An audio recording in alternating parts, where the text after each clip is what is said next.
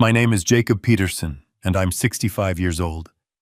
The story I'm about to tell you is not about grief, it's about war.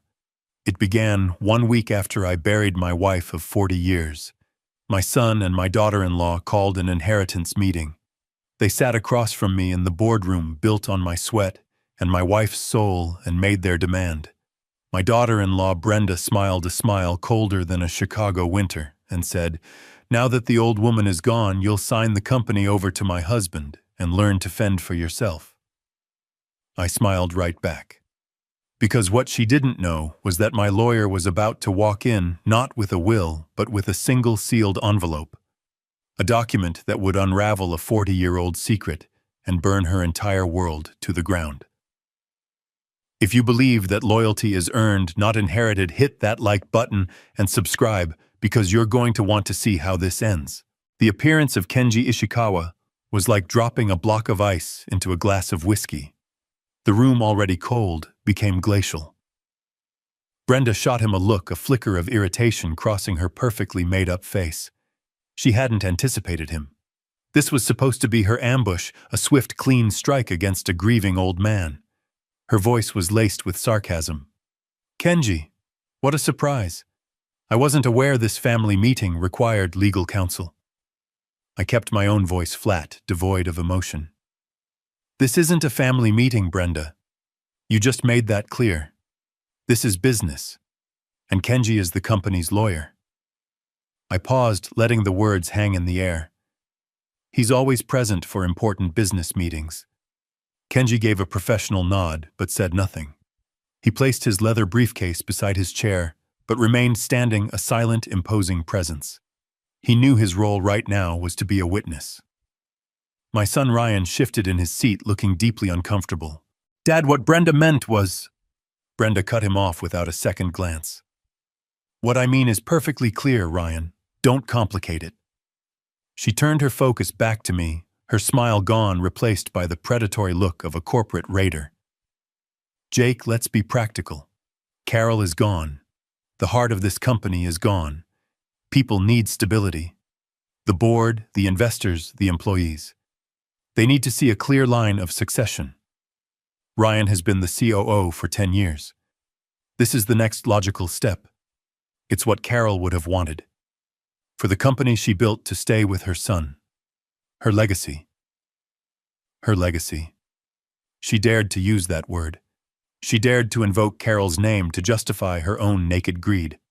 A hot surge of anger coiled in my gut, but I pushed it down. To get angry now was to lose. Carol had taught me that. "Never let them see you sweat," she used to say. "Let them see you think." I looked at Ryan, my son. "Is that what you think, Ryan? You think your mother would want me to hand over everything she and I bled for, just a week after her funeral?" He swallowed hard, his eyes darting away from mine. I'm just thinking about the stability of the company, Dad. People are worried. Mom, she always said family came first." Yes, Carol always said family came first. But her definition of family was built on loyalty, respect, and hard work, not on lazy entitlement disguised as birthright. I looked at the two of them sitting there in their expensive clothes in the mahogany-paneled boardroom that cost more than the house Carol and I first bought. And a memory hit me so hard it almost knocked the wind out of me. Carol and I 40 years ago on the floor of our tiny rented apartment, spreading bills out on the carpet, trying to figure out how to pay them all. I remembered the smell of truck grease that never seemed to wash off from under my fingernails after a 16-hour day driving the one beat-up rig we owned. We bought it with a second mortgage on a house we could barely afford. Ryan's hands. They've never held anything heavier than a 5-iron. I took a deep breath, pulling myself back to the present. "Why the rush, Brenda?" I asked the question quietly. It seemed to throw her. She was expecting an argument, a fight, not a simple logical question. "It isn't a rush," she snapped back a little too quickly. "It's being decisive. The market doesn't wait for grief, Jake. Our competitors will see your hesitation as a weakness. We need a strong leader at the helm, not someone who's distracted." She said that last word with a disgusting amount of fake pity. Distracted? I raised an eyebrow. I was burying my wife. That's not a distraction, Brenda. It's called being human. You should try it sometime. The tension in the room crackled. Ryan looked like he wanted the floor to swallow him whole. Brenda's eyes narrowed. The mask was slipping. You know exactly what I mean. You're 65. You're tired. For the last few months while Carol was sick, you let things slide at the company. Everyone saw it. The performance reports don't lie. And there it was. Her trump card. She'd been gathering her ammunition. She'd been planning this for months, just waiting for the moment my wife took her last breath. The sheer coldness of it was breathtaking. I stood up, planting my palms flat on the gleaming surface of the table. I could feel the weight of 40 years in that wood. I have given my entire life to this company. I said, my voice low, but carrying to every corner of the room. I was here when it was one truck and a dream. I was here when we landed our first major contract. I was here when we almost went bankrupt in 2008. And I was here holding the hand of the woman who built this with me during her final days. And I don't regret a single second of it. I locked my eyes on Brenda's. I'm not going anywhere. I am the CEO and chairman of the board of Peterson Freight. Ryan will remain the COO. That is final. I turned to my lawyer. Thank you for coming, Kenji. It was a dismissal. Kenji nodded and began to pack his briefcase. Brenda shot up from her chair, her face flushed with rage. You can't do this. The board. I cut her off. I own 51% of the voting shares, Brenda. I am the board. This meeting is over. A dead silence fell. Brenda stared at me, her eyes burning with a hatred so pure it was almost impressive. Her confidence was gone, replaced by the raw fury of a predator who has had her kill snatched away. Fine, she hissed, her voice dripping venom. Play it that way, old man. We'll see how long you last when the board sees your latest performance reviews. You're a relic, Jake. And relics belong in a museum, not in the CEO's chair. With that, she turned on her heel and stormed out, dragging a stunned and silent Ryan behind her. The slam of the door echoed in the silence. I stood alone in the vast, empty room. The grief for my wife, a weight I thought couldn't get any heavier, was now compounded by the bitter taste of betrayal. I sank back into my chair, suddenly feeling every one of my 65 years. Brenda was right about one thing. I was tired. But she was wrong about everything else. I was no relic. And this wasn't the end. This was the beginning of a war. A war that Carol, in her own brilliant way, had already prepared me to win. I didn't go home after the meeting. I couldn't. The silence in that house, the house I had shared with Carol for 30 years, would have been too loud. Instead, I drove to a small, dimly lit coffee shop in a part of town Brenda wouldn't be caught dead in. It smelled of old books and burnt coffee. It was perfect. Start with any vendors or consultants who've been hired without my direct approval. Any new accounts that were opened in the last 18 months. I want to know who they're talking to, who they're paying. I leaned back, the vinyl of the booth creaking under my weight. Brenda thinks I'm a relic. She thinks I'm too lost in my grief to see what she's doing. I want you to use that. Let her think I'm weak. While she's planning her coronation, I want you to build her gallows. Kenji simply nodded, writing it all down. He didn't ask why. He didn't ask if I was sure. 20 years as my lawyer, he knew how I operated. He knew that when I gave an order like this, it was because the war had already begun. As I watched him make his notes, my mind drifted. Carol's face appeared in my memory, as clear as if she were sitting right next to me.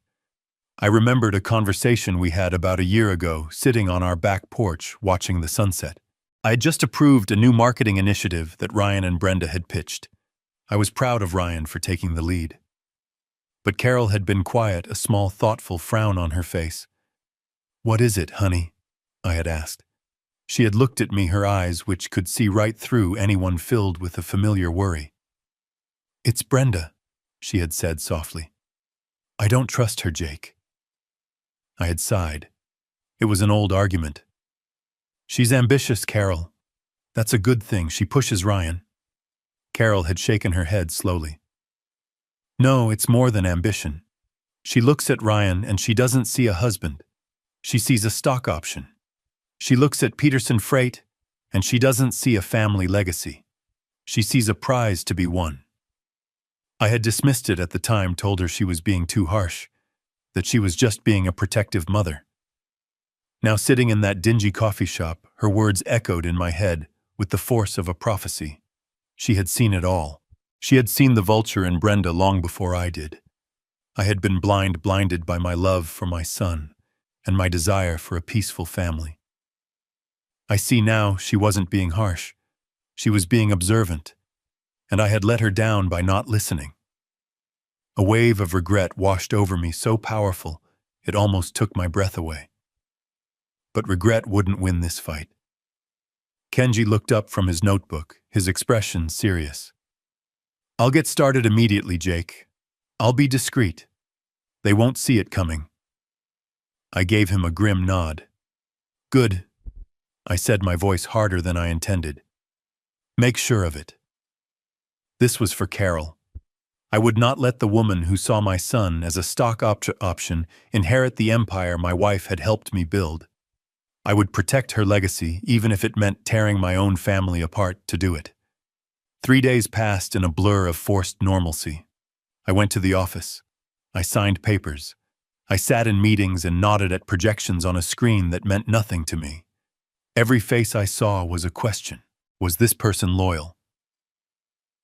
Did they know what Brenda and Ryan were planning? The entire company, my life's work, suddenly felt like a hostile country.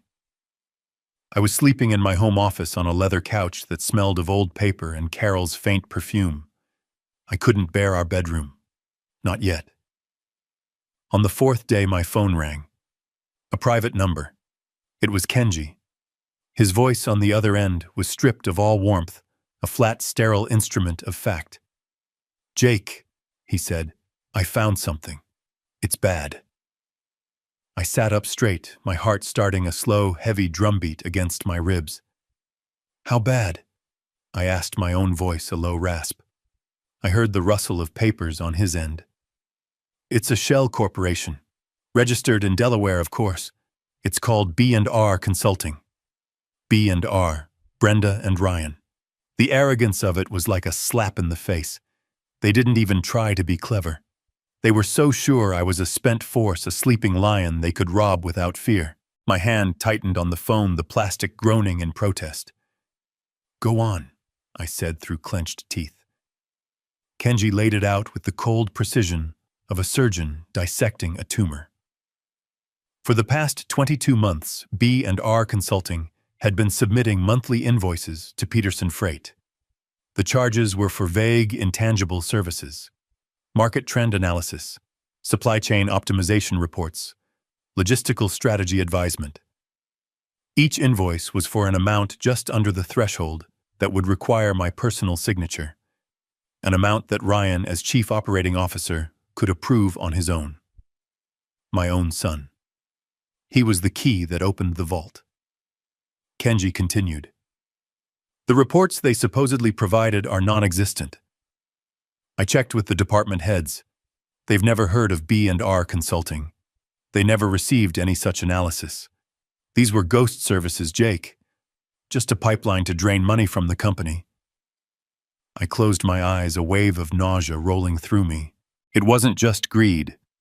This was a profound betrayal, a meticulous long-term deception.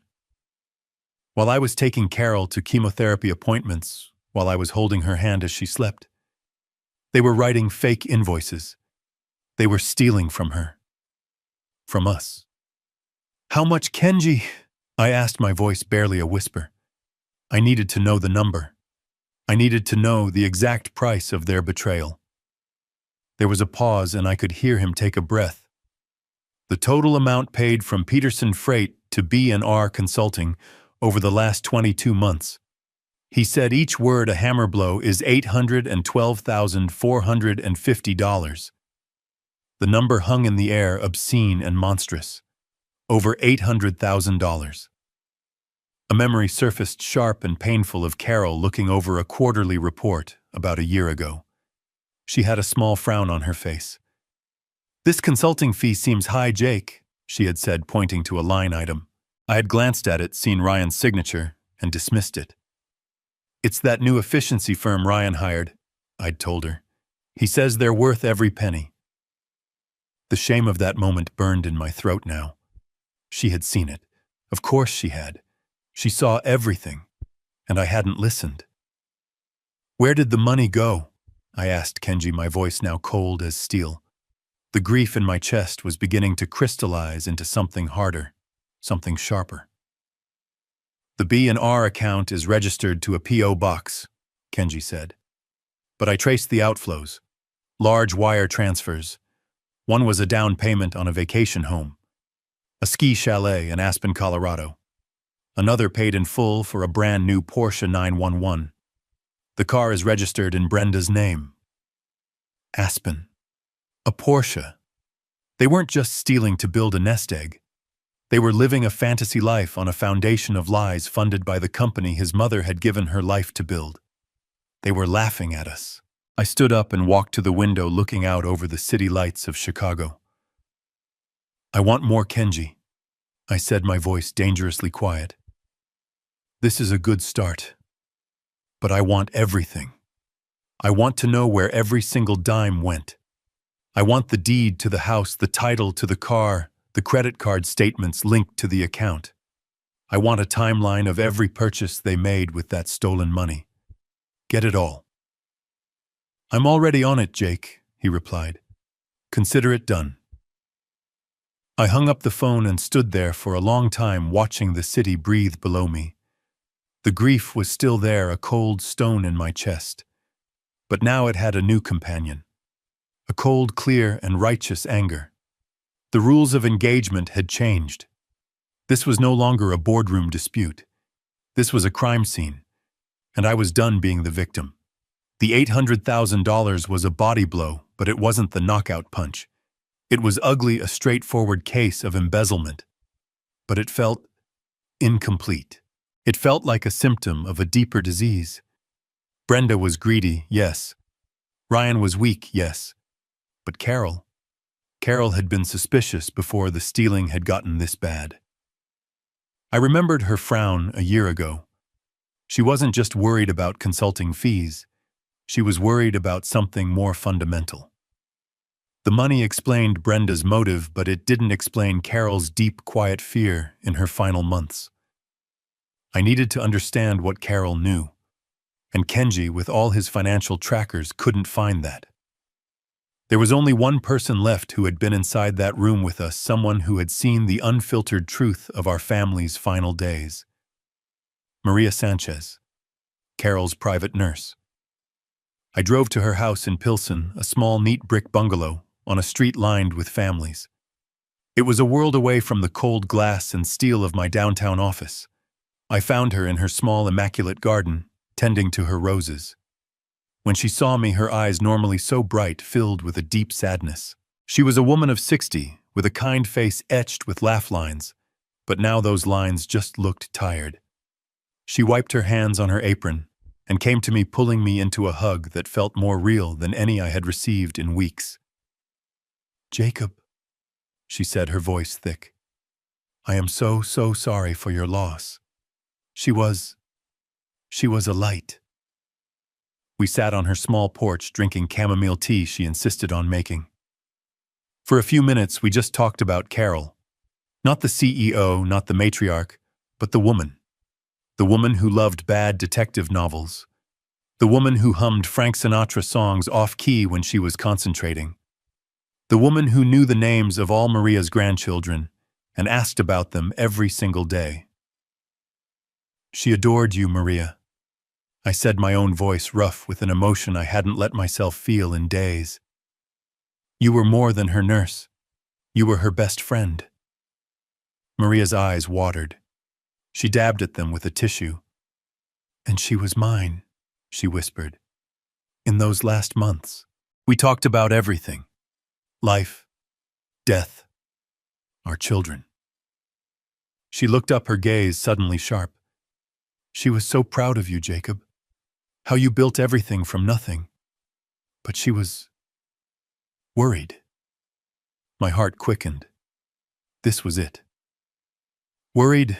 I prompted gently, not wanting to scare her off. About what? Maria hesitated, twisting the tissue in her hands. She looked down at her lap. She made me promise not to say anything. She did not want to cause you more pain. You were already carrying so much. Maria, I leaned forward, my hands clasping on the table between us. Whatever it is, I need to know. Brenda and Ryan, they are trying to take the company. They are saying I'm not fit to run it. They say it's what Carol would have wanted. Maria's head snapped up, her sadness replaced by a sudden fierce anger that took me by surprise. What? She gasped. That is a lie, a wicked lie. She clutched the cross around her neck. She was worried about them. She was worried about what they would do after she was gone. She was breathing hard now, her loyalty to Carol overriding any promise of silence. She changed in the last 2 months, Jacob. She became secretive. She started having private calls with your lawyer, Mr. Ishikawa. She would make me leave the room. She had me bring her old boxes from the attic. Company papers, ledgers, things from years and years ago. I thought she was just reminiscing. Maria's eyes filled with tears again. But it wasn't reminiscing. It was an investigation. She would sit up late with her magnifying glass going over these old documents. She would get so tired, but she wouldn't stop. She kept muttering, "It doesn't add up. It just doesn't add up." My blood ran cold. She had been investigating them. While she was dying, she was using the last of her strength to find the truth she felt, but couldn't yet prove. And I pushed. Did she find what she was looking for? Maria shook her head, her face a mask of confusion. I don't know, she never told me. But there is one more thing. She stood up, her expression suddenly fearful, as if she was breaking a sacred oath. She made me promise. She said, Maria, if anything happens, if they move against him, and if Jake ever needs to know the whole truth, I want you to give him this. She went inside her small house. I could hear her moving around, opening a drawer, her footsteps hesitant. She came back out a moment later. Her hand was clenched tight. She opened it and placed a single small tarnished key on the table between us. It wasn't a house key. It looked like a key to a safe deposit box. She told me, do not give it to him unless he is in trouble. He will be in pain. I don't want to add to it if I don't have to. But if he needs to fight, this will be his shield and his sword. Those were her exact words, Jacob. I stared at the key. It was so small, so insignificant. But I could feel the weight of it, the weight of my wife's love and her foresight. She hadn't just been suspicious. She had been planning. She had been laying a path for me, a set of breadcrumbs to follow from beyond the grave. The $800,000 was just the beginning. This key was the real story. She said you would know where it belongs, Maria whispered. She said it was to an old box she kept at the First National Bank downtown. A box she opened before you were even married. I picked up the key, its cold metal biting into my palm. A box from before our marriage. A secret Carol had kept for over 40 years. The fight wasn't just about money anymore. It was about a truth Carol had died protecting. And I was about to unearth it. Thank you, Maria, I said, my voice thick. You have no idea what you've done. She nodded, tears rolling down her cheeks. God bless you, Jacob. Now go and fight for her. The next morning, I was at the First National Bank on LaSalle Street right as it opened. The key felt heavy in my pocket, a small piece of metal that held the weight of an entire lifetime. I was led by a stern-looking woman in a navy blue suit into the vault. The air was cold, sterile, and silent, broken only by the sound of our footsteps on the marble floor and the mechanical click of the vault's massive circular door. She led me to a wall of brushed steel boxes and indicated a small one near the bottom. "This is box 31B, she said, her voice devoid of emotion. "It was opened in 1979. Before I even met Carol." A cold dread washed over me. What had she been hiding from me from the very beginning? I was left alone in a small private viewing room. Just me, a desk, a chair, and the heavy, cold metal box. My hands were trembling slightly as I took out the tarnished key. It fit perfectly. I inserted my own key from the bank, turned them both, and heard a satisfying heavy thunk. The lock was open. I pulled the long, narrow box out of its slot. It was heavier than I expected. I placed it on the desk and just stared at it for a moment. This was it. The sword and the shield. The whole truth that Carol was so afraid to burden me with. I lifted the lid. There was no velvet lining, no glittering jewels, no stacks of cash. It was just full of paper. Old yellowed paper that smelled of dust and time. My eyes scanned the contents, my heart hammering in my chest.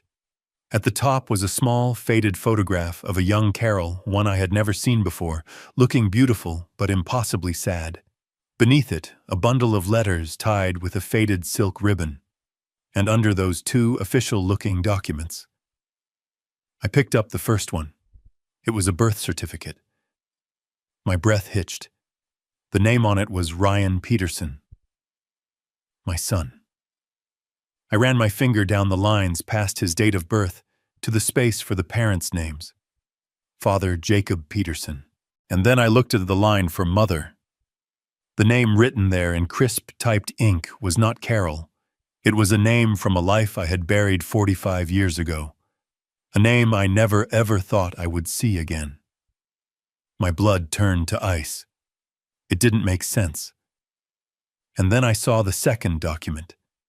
It was a set of adoption papers, dated 6 months later, legally transferring all parental rights of the child Ryan Peterson to one Carol Chenoweth. At the very bottom of the box, almost hidden, was a small leather-bound diary. I recognized Carol's handwriting on the first page, but it was the looping, hopeful script of a young woman I had just started to fall in love with. The fraud, the $800,000. All of it evaporated from my mind. This was the real secret. And I was about to read it in her own words. My hands were shaking. I opened the small leather-bound book. The first page was dated April 10th, 1983, just 2 months before we were supposed to get married. Her handwriting was the looping, hopeful script of the woman I was falling in love with. I started to read, and my world tilted on its axis. "I found out today," she wrote. "Jake, my Jake, the man I am going to build my life with, had a moment of weakness, a mistake, a stupid, drunken mistake 9 months ago that I could have forgiven. I could have screamed and cried, and we would have moved past it. But it's not just a mistake anymore. That mistake has a name. His name is Ryan. He has a child. With a woman from his past, a woman he swore meant nothing, a woman who showed up on his doorstep today holding a baby." I had to stop my breath catching in my throat. I remembered that day. The sheer animal panic. I had told Carol, but I hadn't told her everything. I had told her it was a lie, a shakedown. I had lied to her. I read on my shame a physical weight in my chest. He lied to me. The next entry read a few days later. The ink was darker, pressed harder into the page. He stood in our kitchen and lied to my face. He said she was desperate that the child wasn't his. But I saw his eyes. Jake is a terrible liar. I knew he was telling me what I wanted to hear, not what was true. So I did something I'm not proud of. I followed him. I followed him to a rundown apartment complex on the south side. I watched him hand her a wad of cash. And I saw her. The mother, she was broken, thin with eyes so hollow they looked like holes in her face. And then I saw the baby, him. Just a tiny thing in a dirty blanket. He wasn't just a mistake. He was a person. A tiny, innocent person. He's my son. He's Jake's son. And he's being raised in a place with no hope. I haven't slept in 3 days. The lie is sitting between us at the dinner table. But it's not the lie that's keeping me awake. It's the baby's face. I can't get it out of my head. My vision blurred. I had to wipe my eyes. I never knew. I never knew she had done that. I thought I had handled it, paid the woman off, and that she had disappeared. I was a fool. A young, arrogant fool. The next entry was a week later. I confronted him today. I told him I knew. I told him I knew Ryan was his son. I have never seen a man break like that. He fell apart right in front of me. He confessed everything. The shame, the stupidity, the fear. He was terrified of losing me. And in that moment, seeing him so broken, my anger just evaporated. It didn't disappear, it just changed. It turned into a terrible, heavy sadness. Because I had a choice to make. A choice that would define the rest of my life. I could leave. I could walk away from this man I loved, this man who had betrayed me, and I would be justified. Everyone would say I did the right thing. Or I could stay. I could forgive an unforgivable act. I could raise another woman's child as my own. I went to see her again, the mother. Without Jake. I went and I talked to her. She doesn't want him. Not really. She wants money. She wants a different life. She looked at this beautiful baby boy, and all she saw was a millstone around her neck. And in that moment I knew. He wasn't her son, he was mine. Today I made my choice. I sat Jake down. I told him my terms. We will adopt the child. We will pay the mother, and she will sign away her rights, and she will disappear forever.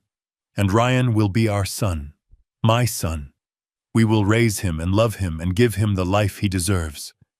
But there is one condition. My one unbreakable condition. He will never ever know the truth. He will never know he is the product of my husband's greatest shame. He will only know that he is my son and that I love him. I am not doing this for Jake. I am not doing this for me. I am doing this for the boy. I am building our family on a foundation of forgiveness. I will make this our strength, not our weakness. I will love this child so fiercely that the lie becomes the truth. He will be my son. The pages that followed were a blur of legal meetings, adoption papers, and then joy. Entries about his first steps, his first word. Mama. She had circled it, underlining it 3 times. The diary was full of her love for him. A love so pure, so absolute, that I had never for 1 second in 40 years doubted it. She hadn't just adopted him. She had claimed him with a love more powerful than blood. I read for an hour, my hands tracing her script. Near the end, there was an entry from just 5 years ago after Ryan and Brenda's wedding. Brenda, I don't know about this girl. There is something hard about her, something calculating. I see the way she looks at Ryan, not with love, but with ambition. Like he's a stepping stone. It worries me. He is a good boy, my boy, but he is soft. He has never had to fight for anything. I've made sure of that. Maybe I made him too soft. Maybe in protecting him from the truth, I forgot to teach him how to see it in others. I closed the book. My body was shaking, not with anger, but with a profound, earth-shattering awe. The woman I had loved for 40 years, the woman I had mourned for a week, was a giant. Her capacity for love, for forgiveness, was something I couldn't even comprehend. She hadn't just forgiven my betrayal. She had taken my greatest shame, my deepest secret, and she had transformed it into our family. She had built our entire life on an act of impossible grace. And now the very son she had saved, the son she had loved as her own, was siding with a woman who wanted to destroy everything she had built. The stealing the $800,000, it was all layered on top of this. A betrayal of a sacrifice I had never even known she'd made. I sat there, in the cold, silent vault, holding the diary to my chest. And for the first time since her funeral, I wept. I wept for her strength. I wept for my own blindness. And I wept for the son I was about to lose. I spent the next 2 days in a daze. The world outside my window moved on, but I was trapped in the cold, silent vault of the First National Bank, reading my wife's words over and over. Her diary sat on the mahogany desk in my home office, a silent testament to a 40-year-old act of love. I would pick it up, trace her handwriting with my fingertips, and try to comprehend the sheer scale of her sacrifice. The house no longer felt just empty. It was filled with the ghost of a truth I never knew existed. The doorbell rang on the third evening, a sharp, impatient sound that sliced through my quiet contemplation. I knew who it was before I even looked at the security camera. I opened the door and Brenda pushed past me without a word, her face a mask of thunder. Ryan followed her and looking like a teenager who had been dragged to the principal's office. "What the hell is this, Jake?" Brenda began spinning around to face me in the foyer. She didn't even bother with a greeting. My corporate American Express was declined. At Nordstrom. Rome, do you have any idea how humiliating that is? Ryan, looking miserable, chimed in. Dad, some of my accounts are frozen too. Kenji's office sent a memo. We can't approve the new fleet purchase. We can't even approve payroll for the West Coast Logistics Department. What is going on? Brenda sneered, taking a step closer. This is your little game, isn't it? You lost in the boardroom, so now you're going to burn the whole company down out of pure spite. Is this your grand plan, to drive Peterson Freight into the ground just so we can't have it? Carol would be disgusted by what you're doing to her memory. I just looked at them. I listened to her shrill accusations and I felt nothing. The anger I should have felt, the rage at her audacity, simply wasn't there. It had been burned away by the truth in that diary, replaced by a profound, weary sadness. I saw them not as villains, but as children. Ignorant children playing with matches in a house soaked in gasoline. I let her finish her tirade, letting the ugly words hang in the air between us, echoing in the high-ceilinged foyer that Carol had designed. When she finally ran out of breath, her chest heaving, I slowly turned my gaze from her and looked directly at Ryan. My son. The boy Carol had loved so fiercely, it reshaped her entire life. My voice when I spoke was quiet, but it seemed to command all the air in the room. I'm just protecting your mother's legacy. Brenda let out a short, incredulous laugh. Her legacy is the company, you senile old fool. I didn't look at her. I didn't even acknowledge she had spoken. I kept my eyes locked on Ryan. Her entire legacy, I repeated slowly, letting each word land with its own weight. The parts you know about, and the parts you don't. I let the silence stretch, letting the implications sink into the space between us. Then I delivered the blow, a question that was also a weapon. Are you sure you know what that legacy is, son? The effect was instantaneous. It was like I had spoken in 2 different languages at once. Brenda's face contorted, first in confusion, then in pure rage. What is that supposed to mean? Stop talking in riddles. What are you hiding? But Ryan didn't hear her. He just stared at me, his face suddenly pale. The word legacy had hit him in a way it couldn't hit Brenda. For her, it was a synonym for money and power. For him, it was about his mother. The woman who had read to him every night. The woman who had nursed him through the flu. The woman whose funeral he had just attended. My question had bypassed his greed and struck something deeper, something he couldn't name. A flicker of genuine doubt, perhaps even a pang of guilt, crossed his face. He was thinking about his mother, truly thinking about her, and he was realizing that he didn't have an answer to my question. I held his gaze for a moment longer. The accounts are under a temporary administrative review, I said, my voice now shifting to the cool, detached tone of a CEO. It is a standard procedure recommended by legal counsel to protect the company's assets during a period of leadership transition. It's just business. I turned and started walking back toward my office. Now, if you'll excuse me, I have a lot of work to do. I left them standing there in the foyer, Brenda fuming and speechless, Ryan looking lost and utterly confused. I didn't need to show them the door. The power in the room had shifted completely and irrevocably. They hadn't come here and cornered a grieving widower. They had walked into a minefield they didn't even know existed. And I had just shown them the first tripwire. The psychological advantage I gained in the foyer was a foothold, but I knew Brenda wouldn't back down. She was like a cornered snake.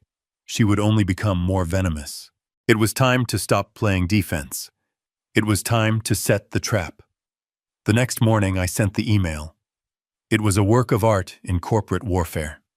Brief, cold, and utterly official. It was a summons for an emergency meeting of the board of directors of Peterson Freight to be held in 24 hours. The agenda item was listed simply as a review of executive operational conduct and fiduciary responsibilities. It was a declaration of war. I could picture Brenda reading it, a triumphant smirk spreading across her face. She would see it as a sign of weakness, the last desperate move of a cornered king. She'd think I was foolish enough to fight her on her own turf in front of the very people she'd likely been poisoning against me for months. She would spend the next day preparing her arguments, marshalling her performance reports, ready to paint me as an emotional, grieving relic unable to lead. She would be preparing for a boardroom brawl. She had no idea she was walking into an ambush. The morning of the meeting, I chose my suit with care. A dark charcoal suit Carol had bought for me on our 35th anniversary. She said it made me look powerful. Today, I needed that power. As I knotted my tie, I didn't see a tired, grieving man in the mirror. I saw a soldier. I wasn't dressing for a meeting. I was putting on armor. I was in the boardroom a full hour early. I watched them on the security feed as they walked through the lobby of the building I had built. Brenda led the way, her stride brisk and confident, a shark gliding through familiar waters. She was smiling, nodding at employees performing the role of the queen-in-waiting. Ryan trailed a half step behind her, his expression a familiar mixture of anxiety and borrowed arrogance. He looked like a man being led to a battle he wasn't sure he could win but was too afraid to question his general. When they entered the boardroom, the low chatter from the other 4 board members died instantly. I was already seated at the head of the table, my place. Kenji was to my right, his briefcase open, a neat stack of 6 thick, spiral-bound folders placed precisely in front of him. Each folder was a nail for their coffin. Brenda's confident smile faltered for just a fraction of a second as she took in the scene. The room was cold. The atmosphere was sterile. This wasn't the chaotic, emotional confrontation she had prepared for. This was a clinical, organized proceeding. She looked at me, a question in her eyes. I met her gaze with a calm, unreadable expression. She and Ryan took their seats. They thought they were here to stage a coup. They didn't know it yet, but the meeting wasn't a debate. It was a sentencing. I let the silence in the room stretch for a full 10 seconds. I stared at the polished table, then slowly raised my eyes. I looked at each board member one by one. Mike Sullivan, who'd been my first ever driver, and now ran our entire West Coast operations. Sarah Jenkins, our CFO for 20 years, a woman so sharp she could find a rounding error in the federal budget. David Lee and Tom Fletcher, 2 of our earliest investors who had believed in Carol and me when we were nothing.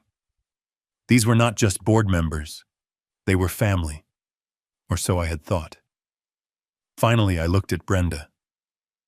You wanted this meeting. I began, my voice quiet but firm. You've been telling people I'm not fit to lead, that I'm distracted, that I'm a relic. You believe it's time for a change. So please, Brenda, the floor is yours. Tell us all what you think. It was a trap. She swam right into it. She straightened her spine, gave a sympathetic, rehearsed look to the other board members, and launched her prepared speech. Thank you, Jake. And I want to say we are all grieving with you. Carol was the heart of this company, which is why this is so difficult. She proceeded to lay out for nearly 10 minutes a case built on half-truths and corporate buzzwords. She pointed to missed meetings I'd missed, to be at Carol's bedside. She highlighted delayed decisions I'd postponed, to focus on my wife's final days. She painted a picture of a company adrift, led by a man lost in the past, a man who had lost his edge. We need a strong, clear-eyed leader to guide us forward, she concluded, placing a perfectly manicured hand on Ryan's arm. Ryan has the vision. He has the drive. And it's what Carol would have wanted. The room was heavy with the implication.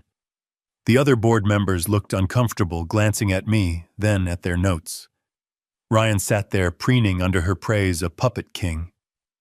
Brenda smiled triumphant. She thought she had won. She thought the debate was about my competence. I let her smile hang in the air for a moment. Then I turned to Kenji.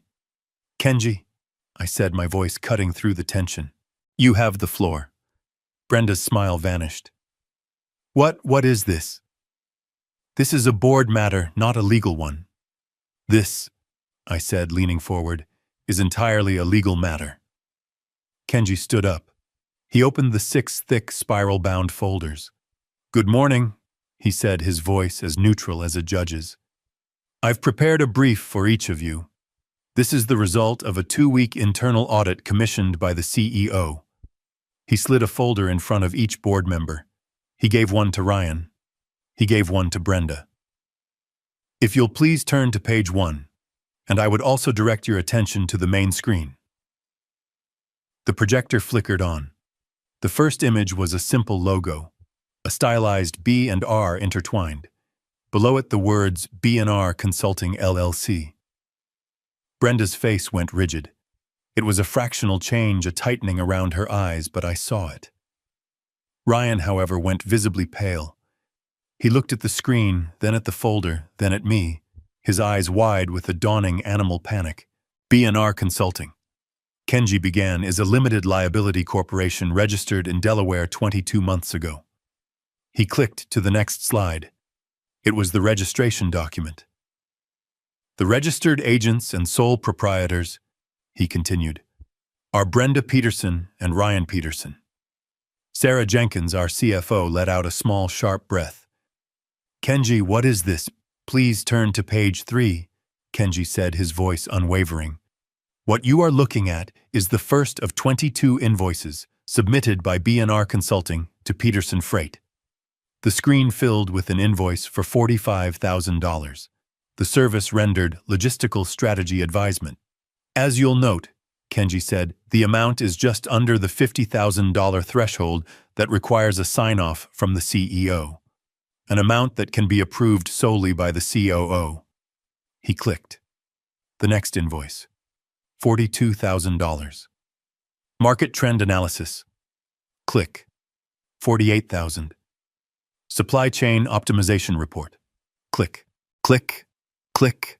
For 5 solid minutes, Kenji clicked through invoice after invoice, all for vague, intangible services, all signed and approved with Ryan's digital signature. Mr. Sullivan, Kenji said, looking at Mike, our head of operations. Did you ever receive a supply chain optimization report from B&R Consulting? Mike shook his head, his face turning a dangerous shade of red. Never heard of them, he growled. Mrs. Jenkins, Kenji turned to our CFO. Did our marketing department receive any market trend analysis from this entity? Sarah was already flipping through her own copy of the report, her face pale. No, she said, her voice shaking with rage. This is fraud. But where did the money go? Tom Fletcher, one of the investors, asked. Please turn to section 4, Kenji said. The money trail. This was it. The kill shot. Kenji projected a bank statement from B&R Consulting. It showed the inflows from Peterson Freight, and then the outflows. Exhibit A, Kenji said. A wire transfer for $250,000 dated March 12th of this year. He clicked. The next slide was a property deed. That transfer was a down payment on this. A 5-bedroom ski chalet in Aspen, Colorado. The property is deeded solely in the name of Brenda Peterson. Brenda shot to her feet. This is an outrage. That was a legitimate real estate investment. This is private financial information. It was purchased with stolen company funds, Kenji stated flatly, not raising his voice, which makes it company business. He clicked again. Exhibit B, a wire transfer for $160,000 dated June 1st. The next slide, a vehicle registration. Payment in full for a 2023 Porsche 911. The vehicle is registered, also to Brenda Peterson. You son of a... Mike Sullivan started to rise, his fists clenched. I put a hand on his arm and he sank back into his chair, breathing like an angry bull. Brenda was losing it. Her face was flushed, her voice shrill. Those were performance bonuses, compensation for our consulting work. Ryan approved them. It's all perfectly legal. Was it legal, Mrs. Peterson? Kenji asked, his voice suddenly sharp. When you used the funds to pay off over $75,000 in personal credit card debt. He clicked again. Amex statements. Neiman Marcus. Cartier. And finally, Exhibit C. The remaining balance of the B&R consulting account, $402,000, was transferred 2 days ago, the day after our last meeting, into this private high-yield savings account. He projected the account statement. Jointly owned. Ryan Peterson and Brenda Peterson. Kenji let the image hang on the screen. Then he put up the final slide. It was just a number in a large black font. $812,450. This is... David Lee, the investor, was speechless. He just stared at Ryan. Ryan had completely crumbled. He wasn't even looking at the screen. He was white as a sheet, his hands visibly trembling. He looked like a child. It was consulting, he stammered, his voice cracking. Brenda said it was... She said it was standard. A management fee. She handled all of it. You signed the approvals, Ryan. Sarah Jenkins hissed, her voice dripping with contempt. You signed every single one. Brenda, seeing her puppet fall apart, tried one last time. She pointed a shaking finger at me. He's doing this. He's twisting it. He's a vindictive old man, and he's trying to frame us because he's lost his mind. He's grieving. He's incompetent. All eyes turned to me. I had been silent for the entire presentation. I sat there letting her accusation hang in the air. I looked at the number on the screen. $800,000. I looked at my son, who couldn't even meet my eyes. Then I looked at her, my daughter-in-law, her face a grotesque mask of rage and panic. I leaned forward, my hands clasping on the table, and I spoke, my voice low, filled with a cold, clear sadness that was more terrifying than any shout. You are correct about one thing, Brenda. I was grieving. I paused, letting the room hold its breath. Kenji, can you please go back to the timeline of the invoices? Kenji clicked. The dates popped up. March, April, May, June, July. While my wife, I said, my voice dropping, was in a hospital bed learning she had weeks to live, you were writing invoices for market trend analysis. I pointed to the April transfer. While I was holding her hand, listening to her tell me she was scared. You were wiring a down payment for your house in Aspen. I pointed to the June invoice. And in the week we brought her home for hospice. The week I didn't sleep. The week I sat by her side and watched the strongest person I have ever known fade away. You were signing off on a check for your new Porsche. I stood up. The room was deathly silent. Even Brenda was speechless, her mouth half open, the blood draining from her face. I looked at Ryan. This, I said, my voice thick with a grief he couldn't possibly understand, is the legacy you were trying to protect. My words fell into a silence so profound, it was like a physical weight. Every person in that room was frozen. Mike Sullivan was staring at his own clenched fists on the table, his knuckles white. Sarah Jenkins had her hand over her mouth, her eyes filled with a mixture of pity and absolute disgust fixed on Ryan. David Lee and Tom Fletcher, the investors, just looked stunned, as if they couldn't process the sheer cold-blooded treachery. Brenda stood there, her mouth still half open, her face pale. The mask of the powerful executive was gone, replaced by the naked, ugly face of a common thief caught in the act. And Ryan, my son. He finally looked up at me, his eyes streaming with tears. He didn't look like a 40-year-old COO. He looked like he was 5, a little boy who had just broken his mother's favorite vase and knew he was in terrible, terrible trouble. "Dad," he whispered the word, a pathetic squeak. I didn't know. I didn't know about the dates. She handled everything. I just signed. Brenda, seeing him crumble, seemed to snap back to life. But her rage was gone, replaced by a desperate, frantic panic. She turned on him, her voice a venomous hiss. "You knew! You weak, pathetic fool, you knew! You loved the money, you loved the car I bought you! Don't you dare put this on me!" I didn't, he cried, covering his face with his hands, sobbing openly now. I thought it was just bonuses." It was a pathetic, disgusting spectacle. A husband and wife tearing each other apart to avoid the falling blade. I had seen enough. "That is enough," I said. My voice wasn't loud, but it cut through their frantic whispers like a scalpel. They both fell silent. I looked at the board members. "You have seen the evidence presented by Mr. Ishikawa. You have heard the testimony. The facts are clear. $812,450 of company funds were fraudulently transferred to a shell corporation owned by the chief operating officer and his wife." I turned my gaze back to Ryan, his face still buried in his hands. "As chairman of this board, I am now calling for a vote. I will make 3 motions." Mike Sullivan slammed his open palm on the table, making the water glasses jump. "A vote," he growled, his face purple with rage. "Jake, to hell with a vote. Let me throw them out myself. This is a disgrace to Carol's memory. A disgrace." "Mike," I said, holding up a hand, "everything will be done by the book. Everything will be official. This is how we restore order." I looked at Sarah Jenkins. "Sarah, do you have anything to say before I proceed?" She took a shaky breath, removing her hand from her mouth. She looked directly at Ryan. "I helped hire you, Ryan," she said, her voice trembling with a cold fury. "I watched you grow up. Carol was so proud of you.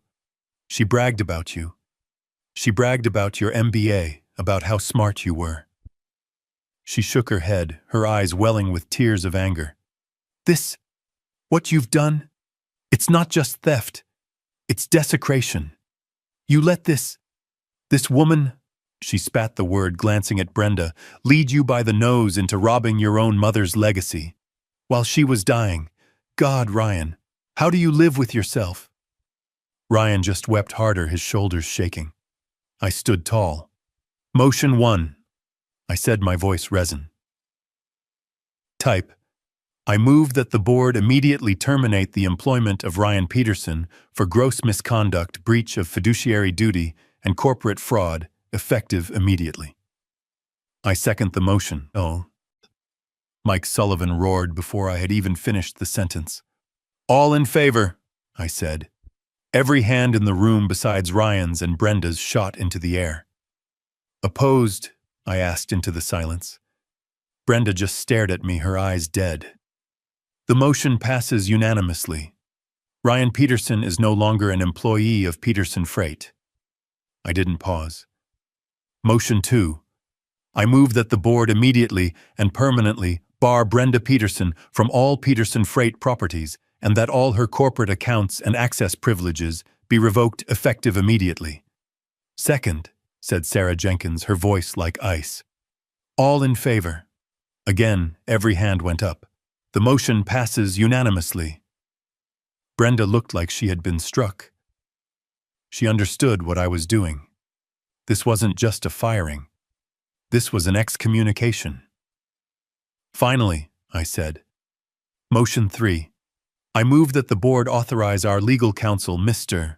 Kenji Ishikawa, to pursue all available civil and criminal charges against Ryan Peterson and Brenda Peterson to recover the $812,450 plus damages and to cooperate fully with the district attorney's office in their inevitable prosecution.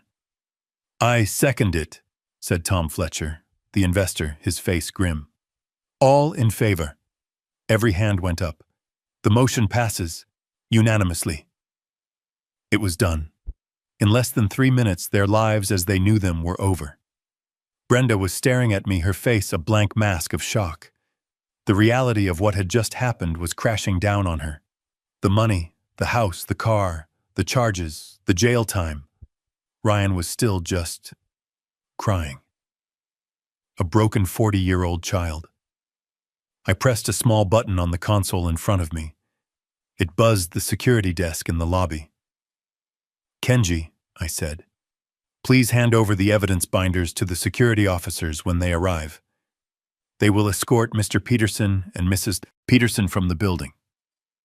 The door opened, and 2 uniformed security officers stepped inside. They were large men, and their presence suddenly made the room feel very small, very real. Jake, Dad, please, Ryan whispered, looking up at me, his face a mess of tears and snot. Please don't do this. I'm sorry. I'm so sorry. I looked at him. My son. The boy Carol had saved. The boy I had raised. And I felt a vast, empty ocean of pity and disgust. Sorry doesn't bring back the money, Ryan. I said, my voice flat.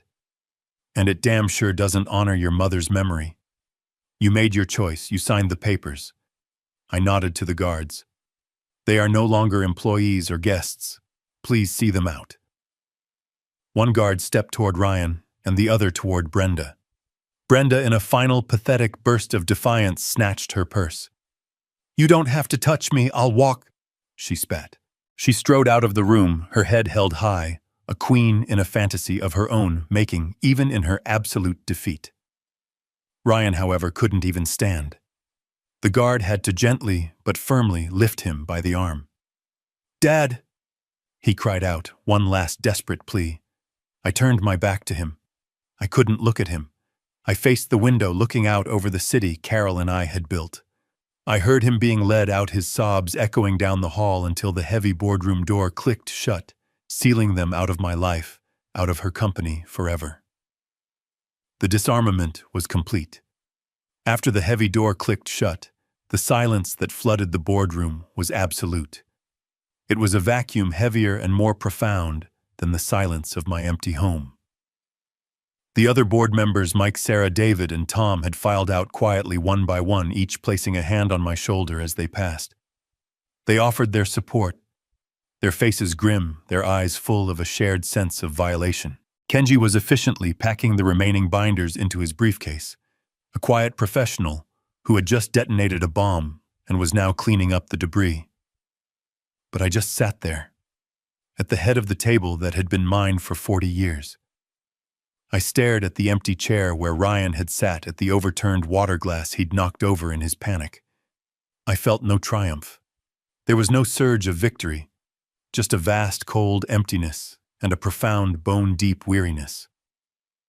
I looked at the number still glowing on the projector screen. $812,450. It was a massive sum, but it felt insignificant. I looked at the timeline of the invoices. March, April, May, June. And suddenly, it all clicked into place, not as a random series of thefts, but as a meticulously laid path of breadcrumbs. Carol. This wasn't my counteroffensive. It was hers. Every single step I had taken in the last 2 weeks, I realized I hadn't been walking alone. I had been following a map she had drawn for me, her strange, secretive calls to Kenji in her final months, her request for Maria to bring her old ledgers and company papers from the attic, her casual throwaway comment a year ago about the consulting fees being high, her warning to me, the one I had dismissed, that Brenda saw Ryan as a stock option. She had seen it. She had seen the rot long before I did. She knew she was dying. She knew I would be blinded by my grief. And she knew better than anyone that my love for Ryan was a weakness Brenda would exploit. So in the last precious months of her life, while her body was failing her, her mind, that brilliant, sharp, incredible mind, was working overtime. She wasn't just reminiscing over old papers. She was building a case. She was laying the groundwork. She was gathering the ammunition, putting it into a box, and leaving the key with Maria. She was preparing me for the war she knew was coming, a war I would have to fight without her. This audit the evidence Kenji found. He hadn't started from scratch. He was just following the map she had left behind. She had cleaned up my mess one last time. She had armed me from the grave. I looked at her empty chair next to mine and I finally understood. I wasn't avenging her. I was just finishing the job she had started. The call didn't come from me. It came from Kenji. A week after the board meeting, a week of deafening, suffocating silence, he contacted their new and presumably very expensive lawyer. He proposed a meeting. A final opportunity. His email read, to discuss the separation terms and the pending civil litigation. It was a perfectly baited trap, and I knew Brenda would swim right into it. I knew exactly how her mind worked. She was a transactional creature. To her, everything was a negotiation. She would see this as a lifeline. She'd be convinced that I wouldn't really want the humiliation of a public criminal trial. Father sues son for embezzlement. The headlines would be terrible for the Peterson Freight brand. She would think she was coming to barter. She would trade her silence for my mercy. She would try to leverage her marriage to Ryan, her status as the mother of my grandson, to avoid jail time, and maybe, just maybe, walk away with some kind of severance. She still thought this was about the $800,000. She still believed she had a card left to play. And Ryan would just be there, a hollowed-out shell dragged along by her desperate, frantic hope.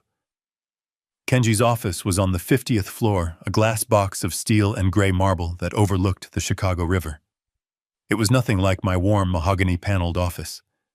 This place was cold, sterile, and impartial, the perfect, unforgiving setting for what was about to happen. I was already seated at the head of the long glass conference table when they were shown in. Kenji sat to my right, his posture as rigid as the skyline behind him. The door opened. They looked diminished. The week had not been kind. Brenda's usual designer power suit was replaced by something less sharp, something that looked store-bought. Her makeup was applied a little too thickly, a brittle mask of defiance painted over a base of pure animal panic. Ryan was worse. He looked like a ghost.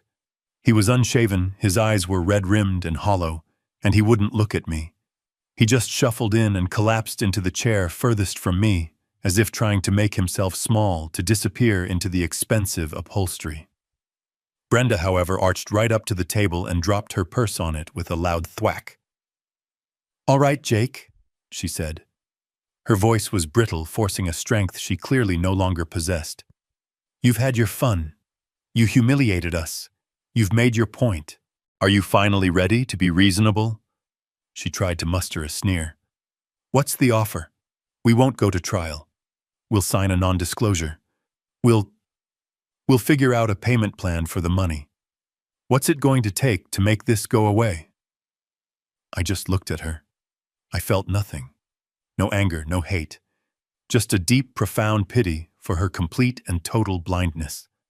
She was still trying to haggle over the price of a used car, not realizing she was standing on a gallows. "There is no offer, Mrs. Peterson," Kenji said, his voice cutting through her bluster. "This is not a negotiation." Brenda's forced confidence wavered. "Then what is this?" she snapped, her voice rising in pitch. One last chance to gloat. One final round of humiliation before you send your own son to prison. I finally spoke. My voice was quiet, but it seemed to suck all the air out of the room. This isn't about the money you stole, Brenda. That's a separate matter. A matter for the district attorney. I nodded to Kenji, who placed a single new blue-bound folder on the table. This is about the will. Her face, which had been a mask of false bravado, finally crumpled into genuine raw confusion. The will, Carol's will. It was simple. We heard it was simple. Everything went to you. I looked at her, and for the first time I think she saw the man I had become in the last 2 weeks. That, I said, is what you were meant to believe. Kenji, please begin. Kenji took a pair of simple black-framed reading glasses from his breast pocket. It was a deliberate, methodical gesture, the kind of small action that suddenly commands the entire room. He put them on. He opened the blue-bound folder. The sound of the thick, expensive paper turning was unnaturally loud in the pressurized silence of the office. He did not look at Brenda. He did not look at Ryan. He looked only at the document. This, he began, his voice a flat, unemotional monotone, is the last will and testament of Carol Chenoweth Peterson. It was executed on August 14th of this year. Ryan, who had been staring at his own hands, looked up. His hollow eyes finally showed a flicker of confusion. August, he whispered. That was 2 months before she... Brenda's eyes narrowed. 2 months, she repeated, her voice sharp. She signed a new will 2 months ago. I watched the gears turning in her head. She was recalculating. A new will signed while she was sick. She was probably thinking Carol had cut me out or given everything to charity in a fit of emotion. Her mind couldn't even conceive of the truth. This document, Kenji continued as if they hadn't spoken, revokes all previous wills and testaments in their entirety. I will, with your permission, skip the preliminary articles regarding the disposition of personal effects and move directly to the primary articles concerning the major assets. Get on with it, Brenda snapped. Kenji turned a page. Article 3. All personal liquid assets, including, but not limited to, all bank accounts, money market accounts, and stock portfolios held solely in the name of Carol Chenoweth Peterson. Bequeath in full to my beloved husband, Jacob Peterson. Brenda let out a small, almost triumphant sigh of relief. She visibly relaxed in her chair. See, she said, forcing a smile at Ryan. It's the same. It all goes to Jake. So what is this? What's the point of this drama, Jake? I said nothing. I just waited. I knew what was coming. Kenji held up a single finger, a silent command for her to be quiet. Please, Mrs. Peterson, I have not finished. His voice was like a chip of ice. That was Article 3. We are now on Article 4. This article, he said, pausing to look over his glasses at her, concerns my client's controlling interest in Peterson Freight Incorporated. Specifically, the 51% of voting shares she inherited from her father, Mr. David Chenoweth, and which are, as stipulated by her prenuptial agreement with Mr. Peterson, her sole and separate property. Brenda's smile vanished. Her head tilted. Her separate property. I could hear the cold dread in her voice. The $800,000 had been stolen from the company. But this was Carol's personal stake. A stake that was by law completely untouchable by me or by Ryan. What about the company? She stammered. Kenji looked back down at the page. Article 4, Section A. All shares mentioned are to be placed into a newly formed entity upon my death, to be named the Peterson Legacy Trust. He read through a dense paragraph of legal jargon describing the trust's structure, its fiduciaries, its tax implications. Brenda was fidgeting, her panic rising. Get to the point, she almost yelled. Kenji turned the final page of the document. I am at the point, Mrs. Peterson. I am at Article 4, Section B. He paused again, a long, agonizing silence. It is, he said, what my client referred to as the bloodline clause. The what clause? Brenda's voice was a high-pitched squeak. Kenji raised his voice slightly, as if he were addressing a courtroom, and he read very, very slowly, enunciating every single syllable. The controlling interest of Peterson Freight, the aforementioned 51%, shall only be transferred in part or in full from the Peterson Legacy Trust to an heir or heirs who can provide definitive biological and genetic proof of being of my direct bloodline. The silence that followed was so complete I could hear the faint hum of the air conditioning. Ryan just sat there, his face a complete blank, the words not computing. He was too slow, too insulated from reality to grasp the implication. But Brenda was different. Her face was a storm of rapid conflicting emotions, confusion, fear, and then a sudden desperate realization. She looked at Kenji. She looked at me. She looked at Ryan. And then she let out a short, barking, ugly laugh. A bloodline clause. What is this Game of Thrones That's just Ryan. It's just a fancy, vindictive legal way of saying, it goes to her son, our son. She was nodding, reassuring herself. Right, Jake. She looked at me, desperate for confirmation. This is just another sick, twisted game. You're trying to scare us. She turned on Kenji. So what? You want a blood test? Fine, get a needle. We'll do it right now. Ryan is her son. He's her only child. This is meaningless. It's just... I watched her, this rabid animal, still fighting, still clawing, still trying to make the facts fit her narrative. She was standing on a trapdoor and arguing about the color of the paint. I let her rant for another 10 seconds, her voice growing more shrill, more hysterical. She still thought she was safe. She still thought the man sitting next to her, the man she had used as a key to the vault, was Carol's son. Kenji just waited, his expression unreadable. When she finally ran out of breath, her chest heaving, he spoke, his voice dangerously quiet. As you wish, Mrs. Peterson. He reached down to the briefcase by his feet. The one I had assumed was now empty. He pulled out a single thick, sealed manila envelope, the same envelope I had seen in the boardroom. He placed it on the glass table with a soft, definitive thud. Mrs. Peterson, he said, was a very thorough woman.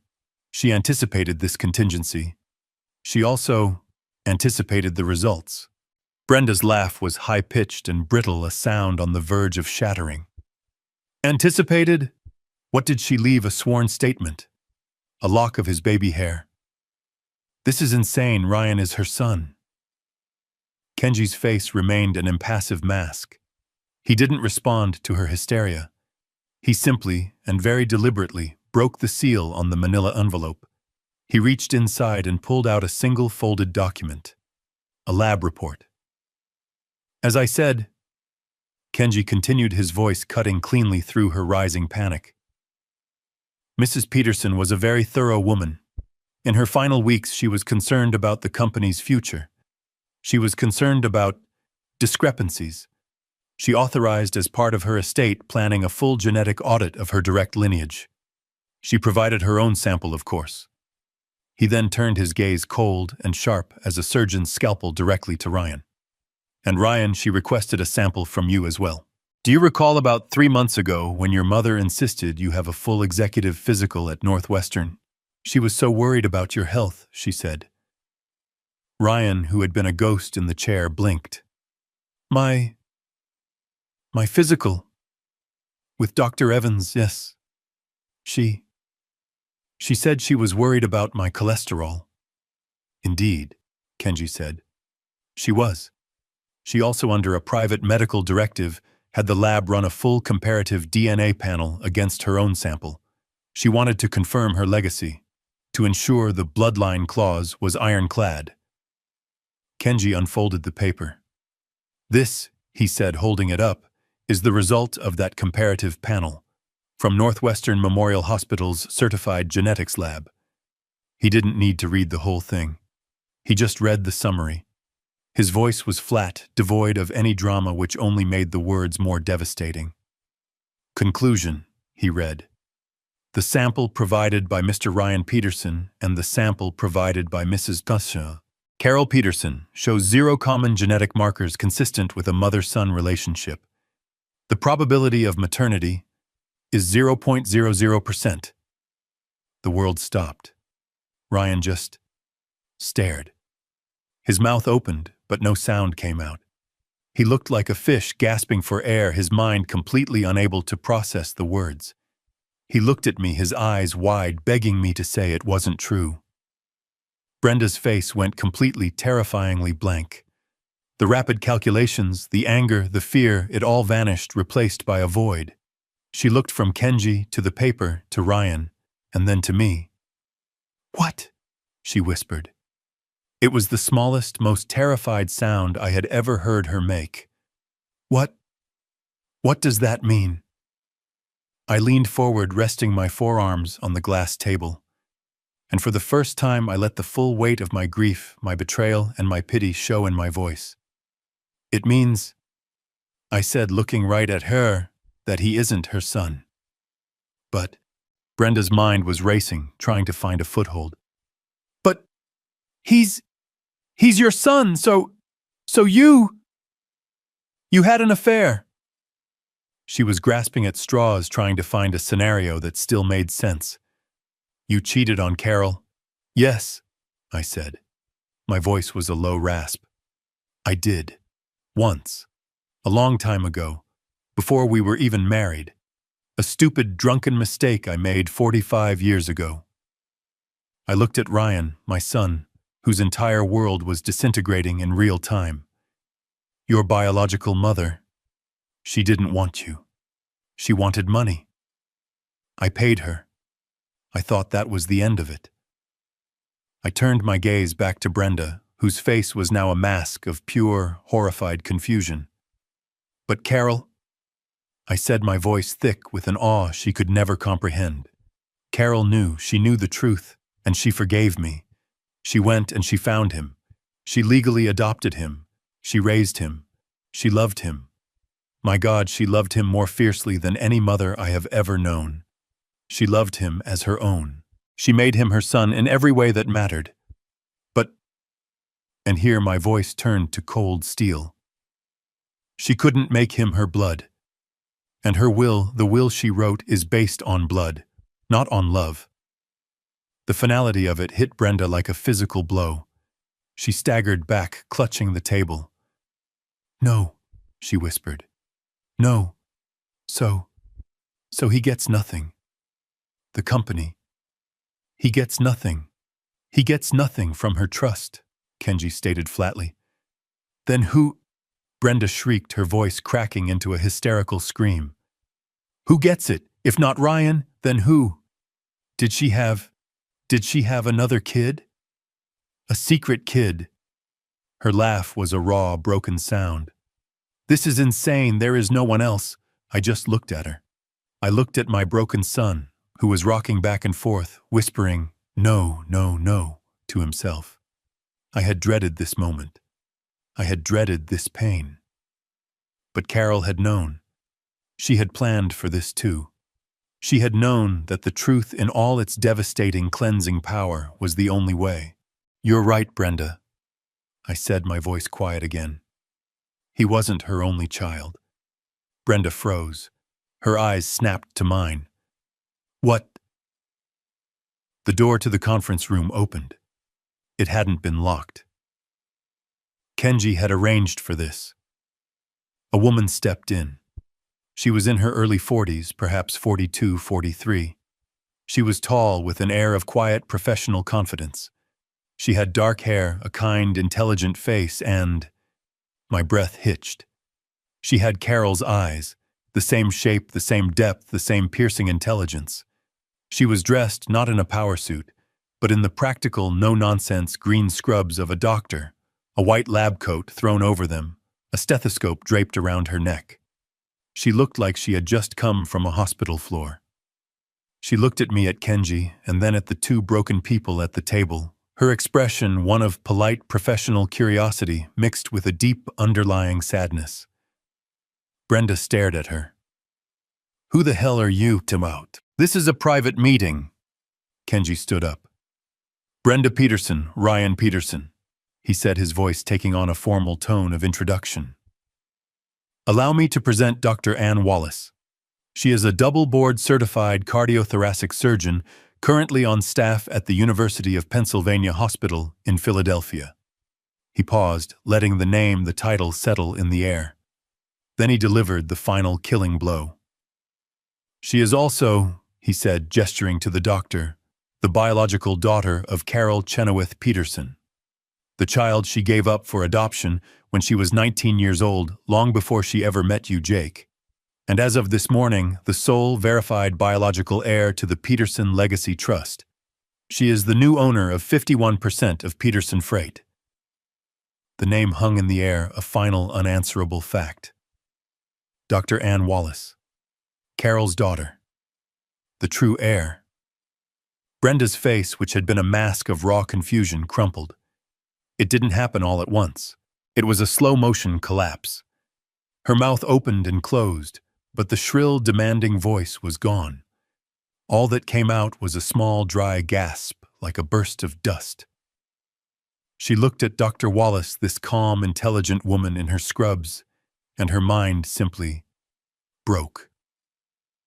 The intricate web of lies, of manipulations, of long-term planning, of entitlement, it all tore apart in a single instant. This woman's very existence was a reality Brenda could not fit into her world. "No," she whispered. It wasn't a denial. It was a plea for the world to make sense again. "No, you're lying. This is a trick. Jake, you hired her." She pointed a shaking finger at Anne. "She's an actress. You hired an actress. This is conspiracy. It's fraud." Her voice climbed the scale, becoming high and thin, the sound of a violin string stretched to its breaking point. "We'll sue you. We'll sue all of you. We'll demand a test. That won't be necessary, Mrs. Peterson," Kenji said, his voice quiet, but laced with the cold finality of an executioner. "Dr. Wallace was located by Mrs. Peterson herself over 6 months ago. They met. They reconciled. And they coordinated this entire transition of legacy. The DNA confirming Dr. Wallace as Carol's biological daughter has already been certified and is appended to the will. It is ironclad. There is nothing to fight." That was the last blow. The word ironclad. Brenda's wild-eyed panic just deflated. All the fight, all the venom, all the ambition that had defined her entire being evaporated in a single ragged exhale. She sank into her chair, not sitting, but collapsing, as if her bones had turned to jelly. She put her head in her hands, her shoulders starting to shake. But this wasn't the sound of grief. It was the dry, ugly, racking sob of pure, absolute loss. The sound of a gambler who had bet everything on a sure thing only to watch the house take it all. She had lost the money. She had lost the company. She had lost her future. She was nothing. And Ryan, my son. He hadn't moved. He hadn't reacted to Dr. Wallace's entrance at all. He was still locked in that first moment of devastation, the moment he learned the woman he worshipped wasn't his mother. He was just gone. He was rocking back and forth in his expensive chair, his eyes wide and unseeing, staring at the glass wall behind me. He was whispering, but not to us, to himself. She wasn't my mom. It wasn't real. He was a 40-year-old man, a COO, a husband. And in that moment, he was just a terrified little boy, lost in a forest he didn't understand. His world hadn't just been taken from him. It had been revealed as a lie he had lived for 40 years. Brenda had lost her fortune. Ryan had lost his very soul. They were destroyed and the war was over. The aftermath was not swift, but it was absolute. Justice, I've learned, is not a lightning bolt. It is a slow, grinding machine. The civil suit to recover the stolen $800,000 was a given. Kenji filed it before Brenda and Ryan had even left the parking garage. But that was just the beginning. As promised, Kenji turned over the entire meticulously prepared case to the district attorney's office. Criminal charges were filed within the month: grand larceny conspiracy to defraud and multiple counts of wire fraud. Faced with prison time and with every bank account frozen, Brenda's true nature took over. There was no loyalty. There was no us. She turned on Ryan with the savagery of a cornered animal, filing for divorce, immediately claiming she was the victim, coerced by a weak-willed husband. Their divorce was a short, ugly war between two drowning rats, ending with her walking away with nothing but her own legal bills. The Aspen house and the Porsche were seized and liquidated by the company to partially cover the stolen funds. She was left exactly as she started, with nothing but her own venom and a pending criminal record. Ryan was a different story. He was a broken man. He didn't fight. He pleaded guilty to every single charge, his confession, a quiet, pathetic whisper in the courtroom. He had lost his mother, his wife, and his entire identity in the span of a few weeks. He had nothing left to lie for. Given his full cooperation and perhaps a father's quiet plea to the DA for leniency, the judge went easy on him. He avoided prison. He was sentenced to 5 years of probation, 2,000 hours of community service, and a court-ordered restitution plan that he would likely be paying for the rest of his life. He lost his job, his money, and his name. He was forced at 40 years old to get a menial job at a logistics warehouse, finally learning the feel of real work on his hands. It wasn't victory. It was just consequences. The board was satisfied. The cancer had been removed, and the company was safe. A few months passed. The Chicago winter had thawed into a cool, hopeful spring. I found myself walking the grounds of the Peterson Freight Depot, the rumble of trucks, a familiar, comforting sound. But I wasn't alone. Beside me walked Dr. Ann Wallace. She had flown in for the quarterly board meeting. We had been talking, hesitant at first, but now, more easily. We were two strangers bound by the ghost of a woman we had both loved in profoundly different ways. She would have been so proud of you, you know. I said, my voice a little rough. What you do, saving lives. Anne smiled a small, sad smile that was so much like Carol's it made my heart ache. She told me she was proud of you, Anne replied softly. She said you were the only man she'd ever met who had built an empire with his own hands and kept his soul. I had to stop a wave of emotion threatening to overwhelm me. Anne stopped with me, her gaze kind. She had no intention of running the company. Her work, her calling, was in Philadelphia. We had agreed with the board to hire a new professional CEO while she would serve as the new chairwoman, protecting her mother's legacy from afar. She was the smart one, I finally managed to say. She planned all this. She saved her company, and I think she saved me too. Anne looked up at the big blue Peterson Freight logo on the side of the warehouse. She saved all of us, Jake, she said. She gave us a chance to build something new, something based on truth. I looked at her, my daughter, this incredible woman I was just beginning to know. The grief was still there, a dull ache that would never fully go away. But for the first time in a long time, it wasn't the only thing I felt. I felt peace. I felt hope. Carol's legacy wasn't just in steel and concrete. It was right here standing next to me. And it was just beginning. This story teaches us a powerful lesson. A legacy built on deceit and entitlement is a house of cards destined to collapse. True strength isn't just in what you build, but in the wisdom to protect it. Carol's ultimate power wasn't only her incredible capacity for forgiveness, but her clear-eyed understanding that truth, no matter how painful, is the only foundation that endures. Greed and betrayal may have their moment, but they will always be unmasked by the cold, hard facts, proving that integrity is the only inheritance that truly matters. What do you think was Carol's most powerful move, her incredible act of forgiveness 40 years ago, or her final brilliant move in the will? Let me know your thoughts in the comments below. And if you believe that truth always finds a way, please like this video and subscribe for more stories just like this one.